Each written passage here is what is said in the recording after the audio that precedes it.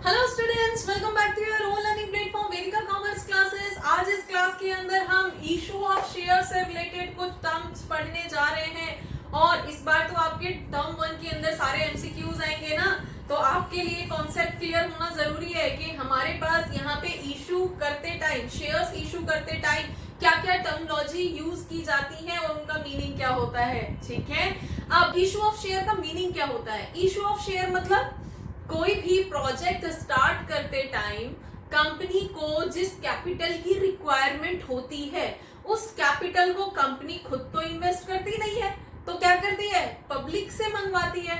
अब पब्लिक से उस पैसे को मंगवाएगी किस नाम से?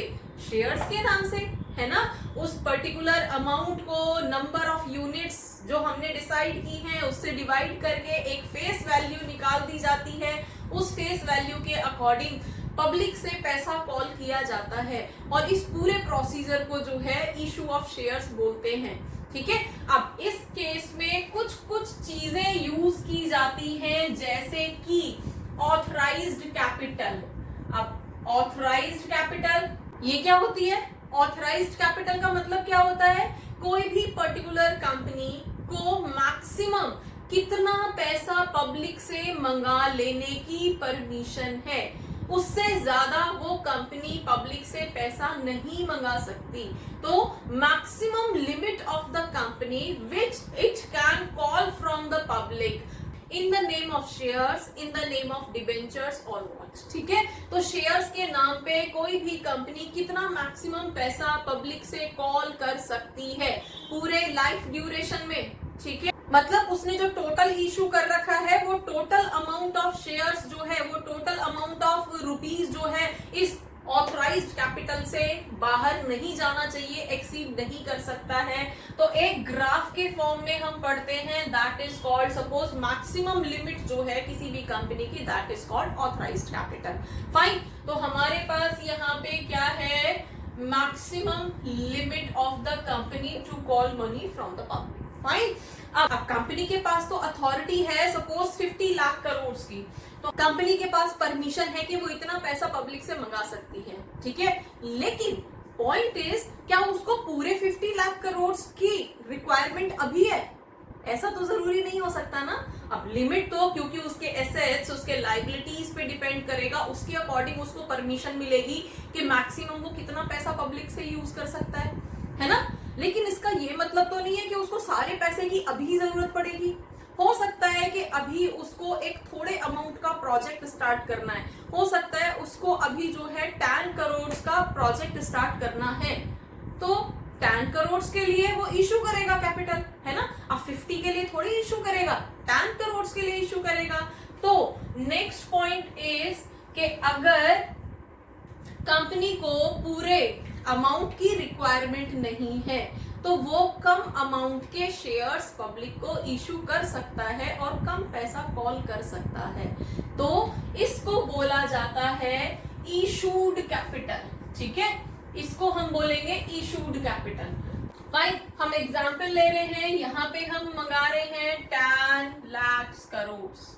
फाइन, इशूड कैपिटल का मतलब क्या है? कंपनी ने कितना इशू किया है, कितने शेयर्स इशू किए जिसके बदले में वो पब्लिक से पैसा मंगा रहा है। ठीक है, और हमारे पास यहाँ पे क्या है? Issued capital can not be more than authorised capital. बेटा, ऑथराइज्ड कैपिटल से ज्यादा इशू नहीं कर सकती है कोई भी कंपनी उससे कम इशू कर सकती है।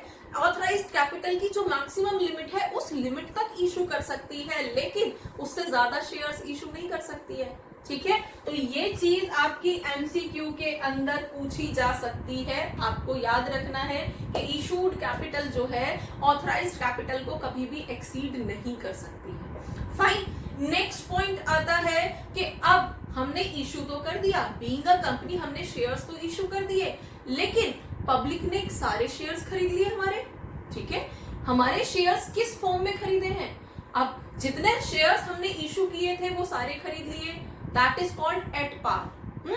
अब ऐसा भी तो हो सकता है कि हमने जितने शेयर्स इशू किए थे पब्लिक ने उतने शेयर्स नहीं खरीदे हैं, कम अमाउंट हुआ है। ठीक है, कम ही शेयर्स, लाइक हमने 10 लाख करोड़ के लिए शेयर्स इशू किए थे, लेकिन यहाँ पे पब्लिक ने सिर्फ 9 लाख करोड़ के लिए ही पैसा दिया है, सिर्फ 9 लाख करोड़ के शेयर्स ही खरीदे हैं, तो इसका मतलब क्या है कि पब्लिक ने हमारा जो शेयर है वो अंडर सब्सक्राइब किया है, ठीक है। और अगर हमारे शेयर्स जो थे वो 10 लाख करोड़ के थे और पब्लिक ने उसके लिए 11 लाख करोड़ की एप्लीकेशन दी है या 20 लाख करोड़ के लिए पब्लिक ने इस एप्लीकेशंस दी हैं, मतलब इतने लोग हैं जो हमारे शेयर को खरीदना चाहते हैं, that is called over subscription. तो मेनली हमारे पास जब भी शेयर्स हमने इशू किए हैं और उस शेयर्स को पब्लिक ने खरीद लिया है, तो ये जो प्रोसेस है, कंपनी ने शेयर इशू किए हैं और पब्लिक ने उन शेयर्स को खरीद लिया है, तो ये वाला जो प्रोसेस है that is called subscribed capital. Fine, अब यहाँ पे देखो, हमने सपोज सब्सक्राइब्ड कैपिटल की अगर हम बात करते हैं, तो सब्सक्राइब्ड कैपिटल हमने कौन कौन से केसेस डिस्कस किए हैं कि ये इशूड कैपिटल के इक्वल भी हो सकता है ना, तो इशूड कैपिटल से ज्यादा भी हो सकता है और इशूड कैपिटल से कम भी हो सकता है। तो हमारे पास यहाँ पे अगर सब्सक्राइब्ड कैपिटल और इशूड कैपिटल इक्वल हैं, तो दैट इज नॉर्मल सिचुएशन और इसको हम एट पार बोलते हैं। एट पार पे शेयर्स हमारे इशू हुए हैं, ठीक है, हमने जितना इशू किया था उतना ही पब्लिक ने शेयर्स हमारे सब्सक्राइब कर लिए।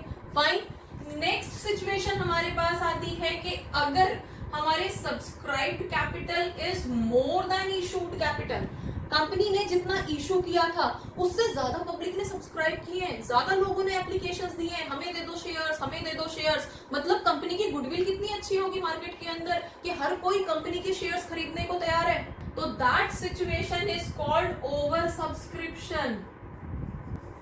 फाइन, ओवर सब्सक्रिप्शन मतलब इशूड कैपिटल से ज्यादा पब्लिक ने सब्सक्राइब कर दिया है उसको। फाइन, एंड नेक्स्ट सिचुएशन भी हो सकती है कि subscribed capital is less than issued capital, मतलब कि कंपनी ने इशू किए थे ज्यादा और पब्लिक ने खरीदे हैं कम, पब्लिक इंटरेस्टेड नहीं नजर आ रही है इस कंपनी के शेयर्स खरीदने में, तो ऐसे केस को बोला जाता है अंडर सब्सक्रिप्शन।